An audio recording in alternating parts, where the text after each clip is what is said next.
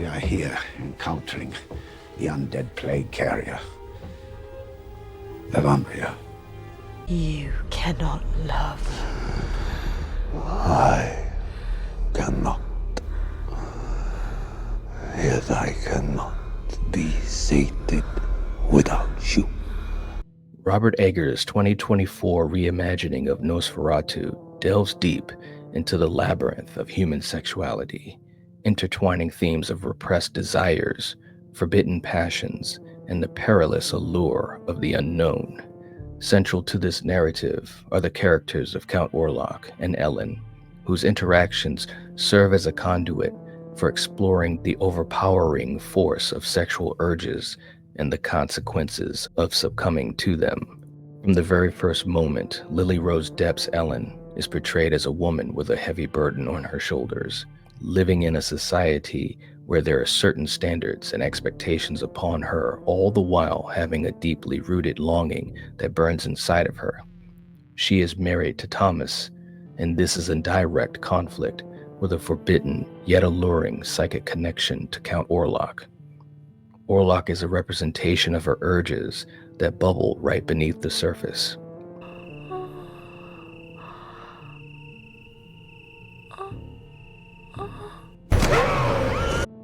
Join me as we dive deeper into the darkness and the desires that dominate Nosferatu. Stay tuned and proceed with caution. Who knows, Count Orlok might become one of your favorite horror villains for the rest of your life. Let's get down to brass tacks. Robert Eggers' Nosferatu reinvents the legendary vampire story through an exploration of sexuality, repression, and the overwhelming force of passion. While traditional vampire films have always flirted with the themes of seduction, Eggers fully commits to making these ideas the backbone of the film's horror. The dynamic between Count Orlok and Ellen is not just one of predator and victim. It is a psychologically rich relationship built on temptation, submission, and the destructive nature of unchecked desire. Orlok's monstrous presence is not simply terrifying because he represents death itself. It is because he embodies the forbidden, the unspoken cravings lurking within the human heart. Through 5 key examples, the film presents Orlok as more than just a vampire. He is a manifestation of Ellen's deepest, most repressed desires. Her journey is one of self-discovery, culminating in a finale that questions whether she was truly Orlok's victim or whether she sought him out all along. Hear my call. Come to me. By intertwining horror with eroticism, Nosferatu offers a refreshing and deeply unsettling take on the vampire mythos, one that lingers in the mind long after the final scene fades to black.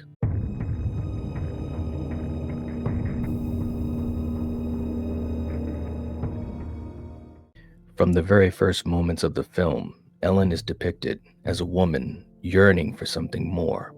Her marriage to Thomas Hutter is safe, stable, and socially acceptable, but there is an unshakable sense that she feels trapped by it. Her life is structured, predictable, and emotionally restrained, mirroring the Victorian ideas of feminine virtue. Yet, Eggers makes it clear through visual storytelling that Ellen's passions simmer just beneath the surface. She spends much of her screen time gazing out windows, lingering in doorways, or staring into the night with an intensity that suggests that she is searching for something more. These moments are not just aesthetic choices, they are deliberate indicators of Ellen's internal struggle. She is drawn to the unknown, to the dark, and the forbidden. When Orlok enters her life, it does not feel like an invasion. It feels like the arrival of something she has subconsciously been waiting for. This is an essential element of what makes the film so compelling. Orlok does not merely pursue Ellen, she is, in some ways, already calling out to him. The horror comes not just from Orlok's monstrous nature, but from the realization that Ellen might not be entirely unwilling to succumb.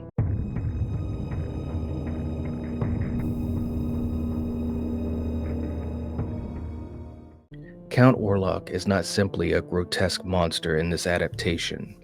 He is an embodiment of everything society forces people to repress.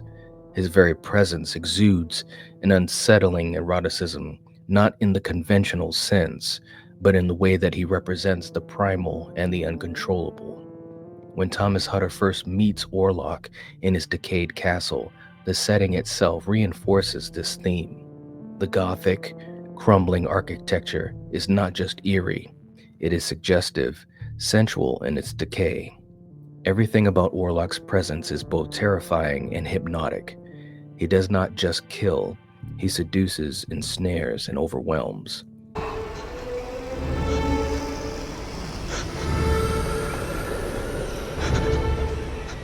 What makes Orlok so disturbing is that his power over Ellen is not purely supernatural, it is psychological. He is everything she has been denied, the physical representation of the desires she has been forced to suppress. Unlike her husband, who is affectionate but naive, You could never please me as he could. Orlok understands longing. He does not need to force Ellen to want him. He knows she already does.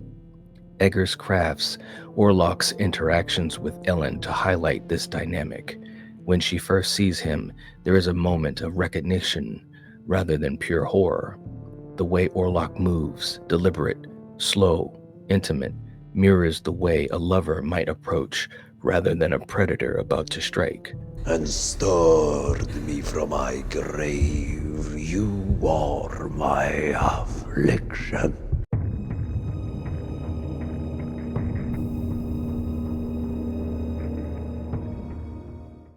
One of the most haunting and sensual moments in the film occurs when Ellen and Orlok finally meet face to face.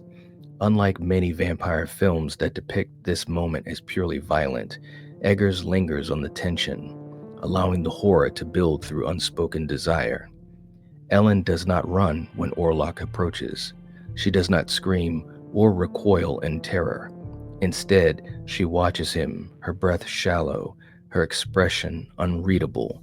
The film captures the moment in lingering close-ups, emphasizing her dilated pupils, her parted lips, and the way her body tenses, not out of fear, but something else entirely. Orlok, for his part, does not immediately lunge at her. He studies her, seeming to savor the moment.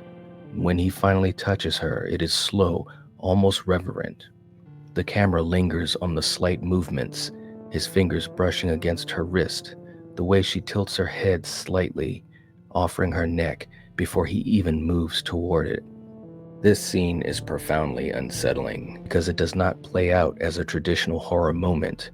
It is intimate, charged with an intensity that feels disturbingly romantic despite the inherent danger.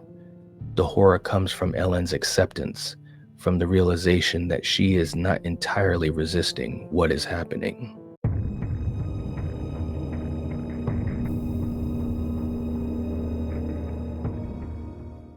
A key theme in Nosferatu is the idea that passion and death are two sides of the same coin.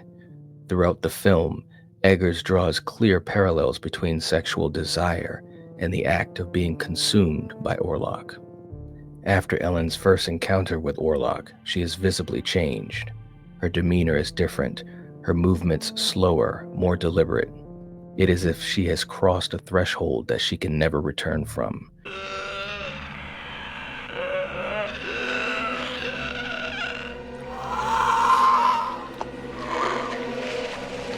This transformation is emphasized through cinematography. Shadows cling to her more than they did before. Her expressions carry a haunted, distant quality. The film suggests that once a person embraces their darkest desires, there is no going back. One of the most striking sequences is a dreamlike montage following Ellen's encounter with Orlok. She lies in bed, her hands running over her own skin, her breath coming in short gasps. The imagery is overtly sensual, but also eerie. Her face is both rapturous and pained, as though experiencing pleasure and suffering simultaneously. This moment encapsulates the film's thesis: true passion is dangerous, overwhelming, and inescapably tied to destruction.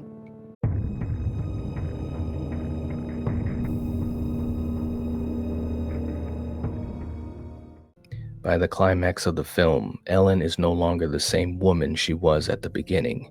She has undergone a transformation, not just physically, but emotionally and psychologically. What makes this version of Nosferatu so compelling is that Ellen is not a passive victim. In many past adaptations, she simply falls prey to Orlok, but in Eggers' version, she plays an active role in her fate. She makes the conscious choice to give herself to Orlok fully, knowing that doing so will lead to both of their destruction.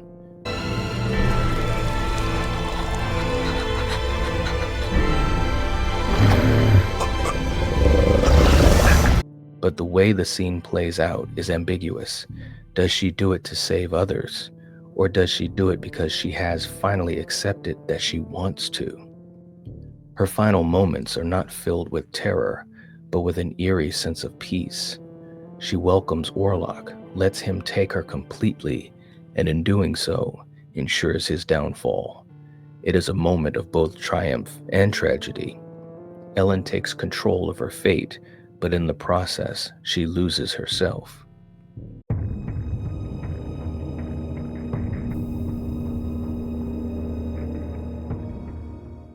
What makes Nosferatu such a groundbreaking and a refreshing horror film is its refusal to shy away from the raw, often uncomfortable truths about human desire. Eggers presents sexuality not as a subplot, but as the very core of the horror. Rather than simply making Orlok a monster, he makes him an idea, the embodiment of repressed passion, the dark fantasy that lurks in the human heart.